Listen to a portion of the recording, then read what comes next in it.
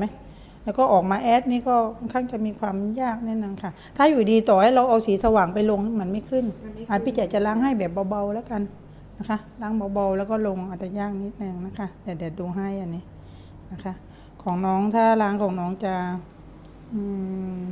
เดี๋ยวก็ยกอันนี้คือเราไปพลาดตรงที่ว่าเราทำดำมันก็เลยแบบไปไม่ถูกสักทีนึงนะคะเดี๋ยวพี่จะทำให้แบบแอดหม่นๆนะคะงานแก้ผมย้อมดำมาก่อนทำสีอ่อนยังไงก็ไม่ติดไม่ต้องกังวลค่ะมาที่ร้านก่อนช่างแก้ได้มาชมผลลัพธ์กันค่ะค่ะของน้องหนิงนะคะเพราะว่ามีการทำมาหลายๆร้านก็สีก็ไม่เรียบค่ะสีมันดำเกินไปเข้มเกินไปค่ะเป็นปล้องๆไม่เรียบใช่ไหมคะของคุณลูกค้านะพี่เจก็ปรับพื้นใหม่นะคะโดยการดึงเม็ดสีออกบางส่วนนะคะแล้วก็ลงสีเป็นช็อกโกแลตค่ะสวยไหมคะค่ะแล้วผมเสียไหมคะไม่เลยไหมกลับนุ่มเงากว่าเดิมอีกนะคะ